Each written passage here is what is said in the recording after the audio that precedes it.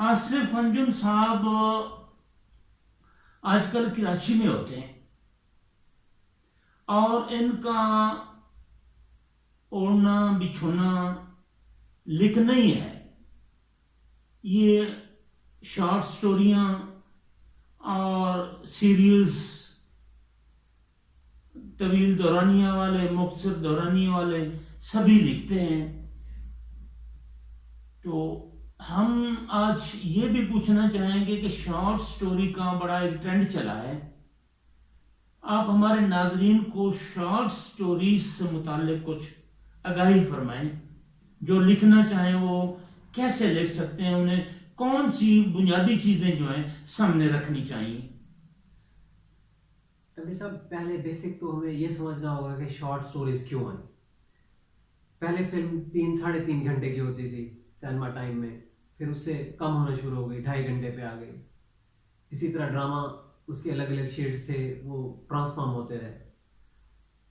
अब होता ये जा रहा है कि लोगों के पास टाइम कम होता जा रहा है, तो लोग चाहते हैं कि हम कम टाइम में कितना ज़्यादा एंटरटेन हो सकते हैं और उसके लिए क्या देख सकते हैं।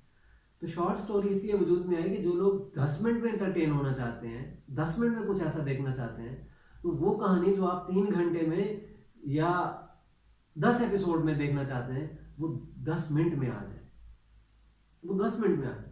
अब उसमें लिखने के लिए जो चीज़ें बेसिक्स हैं, या आप कोई उस पर काम करना चाहता है, मतलब उसकी प्रोडक्शन करना चाहता है, तो उसके लिए बेसिक बात यह है कि 10 मिनट की स्टोरी आपकी इतनी दिलचस्प होनी चाहिए कि जब वो शुरू हो, पहला सीन स्टार्ट हो, तो वो इतना दिलचस्प होना चाहिए कि 10 मिनट तक किसी की आंख ब्लिंक ना करे, वो उसको देखते जाए और उस कहानी का अपना एक चार होना चाहिए। बेसिक उसमें जो है ना, चीज़ें इतनी लिंक होनी चाहिए और इतनी गुंधी हुई स्टोरी हो, उसमें सिचुएशंस ऐसी हो कि 10 मिनट तक देखने वाला इंटरटेन होता है और उसका ध्यान न भटके। असल उसका जो पैटर्न है वो ये। आसिफ अंजुम साहब, आपने सराकी में भी कुछ लिखा है, काम किया है, क्या किया है इस हवाले से?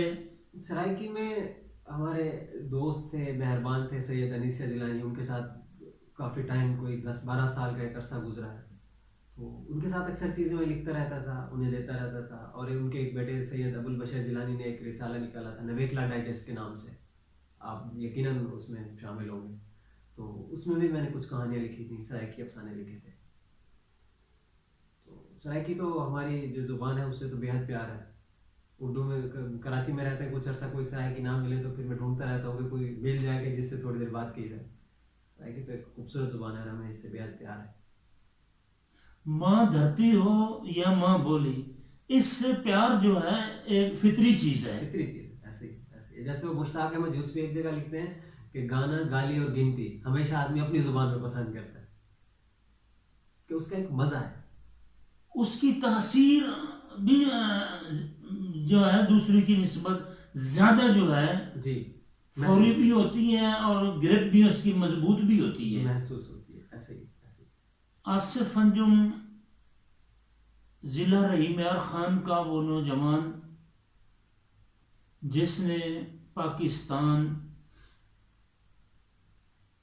शोबिस की दुनिया, ख़ास तौर पर ड्रामा राइटिंग में इस उम्र में नाम कमाया है, हम इनकी मज़ीद कामयाबियों के लिए दुआगो हैं। आसिफ अंजुम अपने सराइकी वसेब और पाकिस्तान के नौजवानों के लिए आज के इस प्रोग्राम के हवाले से उन्हें क्या मैसेज देना चाहते हैं, ये हम उनसे सुनना चाहते हैं। मैं एक राइटर है शकील आदिल साहब, बहुत बाकमाल राइटर है। मैंने उन्हें एक दफ़ा डायरी दी कि इसमें कुछ लिख के दे, तो उन्होंने लिखा कि आसिफ अंजुम, कामयाब होने के लिए दयानतदारी, मेहनत और सही सिमत में अप्रोच लाजमी है। दयानतदारी, मेहनत और सही सिमत में अप्रोच। कि अगर आप मेहनत भी कर रहे हैं, आप अपने काम से दयानतदार भी हैं, अगर आपकी कामयाबी की तरफ अप्रोच ठीक नहीं है तो आप कभी भी नहीं पहुंच सकते, कामयाब नहीं हो सकते। ईमानदार तो हैं, आप मेहनत भी कर रहे हैं, लेकिन आपने जहां जो आपकी मंजिल है, अगर आपने कराची की तरफ सफर करना है तो जरूरी है कि आप जिस गाड़ी में जा रहे हैं वो कराची जा रही हो, आप तभी कराची पहुंचे। सिमत से मुराद ये कि आप भले हेलीकॉप्टर लेके घूमते रहें, लेकिन अगर उसकी सिमत कराची की तरफ नहीं होगी, आपका डेस्टिनेशन ठीक नहीं होगा, तो आप कभी भी नहीं हो सकते। तो मैं वही बात अपने दोस्तों को एक दफा रिपीट करूंगा कि कामयाब होने के लिए दयानतदारी, मेहनत और सही सिमत में अप्रोच लाजमी। बाकी जो टारगेट, जो मंजिल, उसका जो है सामने, हर वक्त सामने रहना, और आपकी सिमत, आपका रुख जो है उसकी तरफ होना, मूव करना, वो जरूरी है आगे बढ़ने के लिए, वहां तक पहुंचने के लिए, उस चीज को हासिल करने के लिए। एक चीज आसिफ साहब, हम आपसे ये भी पूछना चाहते हैं कि सराइकी टेली फिल्मों का एक दौर आपने भी देखी होगी, जो लोग काम कर रहे हैं सराइकी शोबे में, आप उनके काम को कैसे देखते हैं, कैसा पाया है? देखिए अभी साहब, सराइकी खित्ते के लोग बेहद टैलेंटेड हैं, बहुत अच्छे आर्टिस्ट हैं, इसमें तो कोई शक नहीं है कि सराइकी जितने लोगों ने भी काम किया है, और मतलब हमारी रसाई कम लोग होता है, लेकिन बहुत बड़े पैमाने पर हमारी उर्दू इंडस्ट्री में भी लोग, जो उर्दू की जो मीडिया इंडस्ट्री है उसमें भी सराइकियों के बड़े बड़े नाम काम कर रहे हैं, जिसमें मोहसिन गिलानी देख लें, वो आपके सराइकी हैं, तो बहुत अच्छा काम कर रहे हैं। और इसके अलावा हमारे खित्ते रहीमिया खान में भी बहुत अच्छे अच्छे आर्टिस्ट हैं, जिनमें टैलेंट की तो सराइकियों में कमी नहीं है, इस खित्ते में कमी नहीं है। टैलेंट बिलाशुबा मौजूद है, और बहुत टैलेंट है, बहुत टैलेंटेड लोग भी हैं। जो मैंने मुशाहिदा किया है या कुछ दोस्तों से सुना है कि सराइकी शोबिस में प्रोड्यूसर्स जो हैं, इन्वेस्टर्स जो हैं, अच्छे इन्वेस्टर्स, उनकी शदीद कमी है, नहीं है तकरीबन, जिसकी वजह से वो उसको वो मकाम मर्तबा नहीं मिल रहा जो उर्दू को मिला है। देखिए उस हिसाब से अगर देखा जाए तो उर्दू के जितने टीवी चैनल्स हैं, सराइकी उतने टीवी चैनल्स नहीं हैं। प्रोड्यूसर का मतलब ये है कि वो बेसिकली एक बिजनेसमैन टाइप बंदा है और उसको बिजनेस चाहिए। अब जब तक उसको बिजनेस नहीं मिलेगा तो वो किसी भी जुबान पर क्यों खर्च करेगा। और आप मोस्टली देखें तो जो प्रोड्यूसर्स हैं वो सराइकी नहीं होंगे, जो प्रोड्यूसर्स हैं वो सराइकी नहीं होंगे और वो सराइकी फिल्में बनवा रहे हैं। बेसिकली उनका पर्पस जो है वो पैसा होगा, तो वो उसकी जो रिकवर होने का प्रोसेस है उसके लिए ये है कि टीवी चैनल्स हो या कोई बहुत बड़ा प्लेटफॉर्म हो। लेकिन अब ये है कि यूट्यूब का जैसे टाइम है तो इसमें मैं कहता हूँ कि जितने सराइकी टैलेंटेड लोग हैं उन्हें चाहिए कि अपने यूट्यूब चैनल्स बनाएं, उन पर आप जितनी चीज़ें कर सकते हैं वो आपकी डायरेक्ट रसाई है लोगों तक। देखिए हम आप गुफ्तगू कर रहे हैं तो ये एक यूट्यूब का जरिया है, तो अगर इस जरिए से हमें देखा जा रहा है तो वो काम भी देखा जा सकता है। अगर आप सराइकी हैं, आप में टैलेंट है, आप उसको करना चाहते हैं, तो ये ध्यान में रखिएगा कि लोग अपनी जुबान में लोगों को देखना और सुनना चाहते हैं। वो भले कोई कराची में रहता हो, वो कनाडा में रहता हो या अमेरिका में रहता हो, वो अपनी जुबान में लोगों को देखना भी चाहते हैं और सुनना भी चाहते हैं।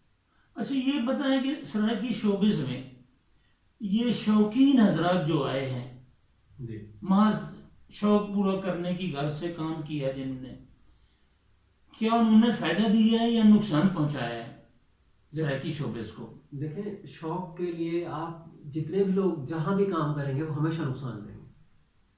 शौक के लिए जितने भी लोग जहां भी काम करेंगे वो हमेशा नुकसान देंगे, क्योंकि शौक ये है कि बस मुझे करना है और काम वो है कि पहले आपने सीखना है। काम वो है पहले आपने सीखना है फिर करना है। शौक ये है कि मुझे बस करना है, और जब आप बस करने पे आएंगे तो फिर हमेशा आप नुकसान ही करेंगे। तो आप जैसे कह रहे हैं कि सराइकी इंडस्ट्री ज़बू हाली का शिकार है, तो उसमें सबसे बड़ा एलिमेंट जो है वो ये नए शौकीन आजाद है। वो शौकीन प्रोड्यूसर भी थे, वो शौकीन एक्टर भी थे, वो शौकीन डायरेक्टर भी थे।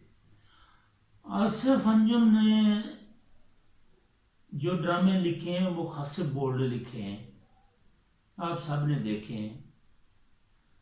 क्या ख्याल है थोड़ी सी इनके साथ बोल्ड किस्म की गुफ्तगू न कर लें? नेक्स्ट पे रखें, हमारे व्यूअर्स को पता चलेगा क्या है, वो कमेंट्स करेंगे, वे आपको बताएंगे, फिर हम नेक्स्ट उस पे ये सारे सवाल करेंगे। नेक्स्ट पे भी हो जाएगा, लेकिन जो चीज़ मौके पे हाथ लग जाए उसे ऐसे नहीं जाने देना चाहिए कि नेक्स्ट पता नहीं कब आए।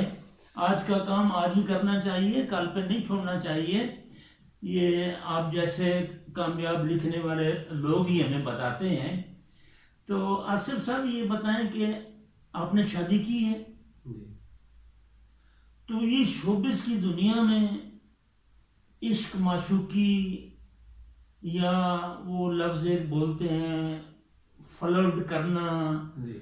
आप इन चक्रों के कितने अंदर तक गए हैं? या देखिए एमए साहब, बेसिक बात यह है कि फ्लर्ट करना, इश्क मोहब्बत, ये किस फील्ड में नहीं है। जब आप मर्द हैं ना, तो ये वो किसी भी इदारे में काम कर रहा हो, वो किसी इंडस्ट्री में काम कर रहा हो, ये उसके अंदर है।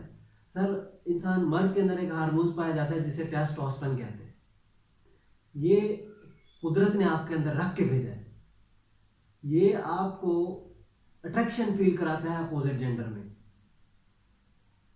ये जो हार्मोन्स है ये नेचर की तरफ से है और ये आपको अट्रैक्शन फील कराता है अपोजिट जेंडर में। तो इसका मतलब ये है कि एक चीज हो जो आपको नेचुरल है, आप खाते हैं, आपको भूख लगती है, ये नेचुरल है, आपको प्यास लगती है, नेचुरल है, नींद आती है, नेचुरल है। तो इसका मतलब आपको अपोजिट जेंडर अट्रैक्ट करती है, ये नेचुरल है। अब इसमें दूसरा एक एलिमेंट आता है इख्तियार का, कि आपको कितना इख्तियार है अपने आप पे। देखिए, अगर कोई आदमी ये कहे कि मुझे भूख नहीं लगती, ऐसा तो नहीं हो सकता। कोई ये कहे कि मैं आज खाना नहीं खाऊंगा, ये हो सकता है। खाना ना खाना ये उसके इख्तियार में है कि वो ना खाए, वो अपने आप को एक टाइम तक रोक सकता है, लेकिन ये नहीं रोक सकता कि उसको भूख ना लगे। सही। मैं अब आपके जवाब की तरफ आता हूँ, मैं अपनी बात करता हूँ। मोहब्बत जुर्म नहीं है, लेकिन मोहब्बत करने का जो अंदाज, तरीका और सलीका होना चाहिए वो हदूद में होना चाहिए। मैं उसमें हमें मजहबी हदूद का भी और अपनी जो इलाकाई रसूमात हैं, रिवाज हैं, या दूसरे जो तहजीबी हमारे सिस्टम है उनको मद्देनजर रखना चाहिए कि कहीं पर ये मुआशरती समाजी बिगाड़ का सबब न बने। ऐसे ही ठीक है, बिल्कुल। जैसा कि आपने कहा कि ये मर्द और औरत का आपस में ताल्लुक एक फितरी जरूरत और तकाजा है, सिस्टम रख दिया गया है, बनाने वाली जात ने रख दिया है, लेकिन उसका तरीका भी तो अल्लाह ने बताया है ना, बिल्कुल, कि आप एक दूसरे के कैसे करीब हो सकते हैं। ऐसे इसका ख्याल करना चाहिए। बिल्कुल बिल्कुल। हमारे माशरे में कितना ख्याल कर रहे हैं लोग? देखिए, हम माशरे को तो एस्टिमेट नहीं लगा सकते। हम माशरे का कभी भी एस्टिमेट नहीं लगा सकते कि उसमें कितने लोग किस तरह से चल रहे हैं। लेकिन देखें कि हमारा मुल्क जो बेसिकली एक इस्लामी मुल्क है, वो उस तर्ज पे तो नहीं चल रहा। आजकल जो सोशल मीडिया है इसने लोगों को मज़ीद एक्सेस दे दिया है, लड़कियों को लड़कों से, लड़के लड़कियों से, इससे मज़ीद एक जो है ना वो एक बिगाड़ पैदा हो रहा है हमारी जो नौजवान नस्ल है।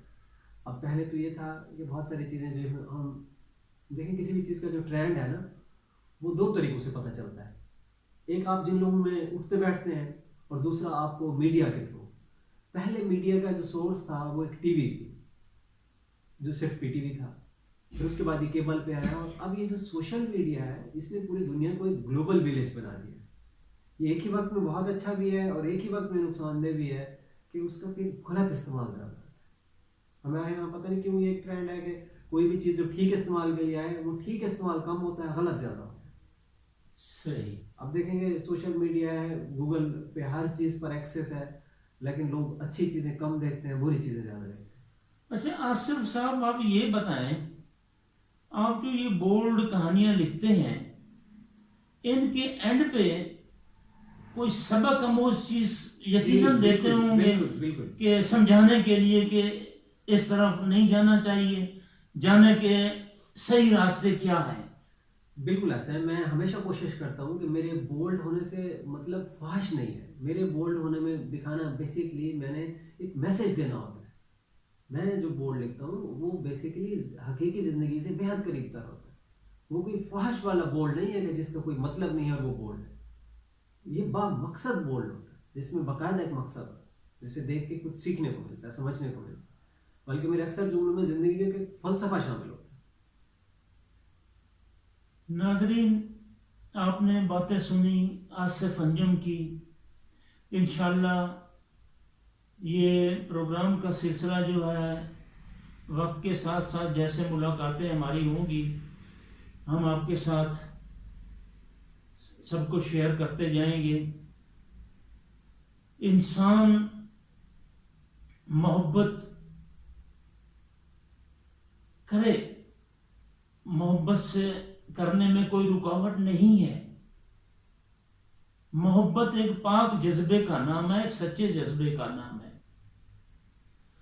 ये जो समाजी मुआशरती बेरारवी है, जो बिगाड़ है, जो गलत रास्तों के जरिए, गलत रवैयों के जरिए अपने आप को, मुआशरे के दूसरे लोगों को तबाह बर्बाद करने वाले सिमत जो है, इससे गुरेज करना चाहिए। यकीनन यही वो खराबी है जिसने हमारे मुआशरे को अंदर से खासा खोखला कर दिया है। कोई भी मुआशरा, कोई भी कौम हो दुनिया की, जब वो उसकी सिमत गलत हो जाती है, जब वो ट्रैक से आउट हो जाती है, जब वो बेलगाम हो जाती है, ख्वाहिशात उसकी बेलगाम हो जाती हैं, तो फिर वो तबाही की जानिब बढ़ जाता है और तबाही के कुएं में जा गिरता है। आप मगरब और मगरबी मुआशरे में देखें, जहां आजादी के नाम पर पता नहीं क्या क्या कुछ हुआ है।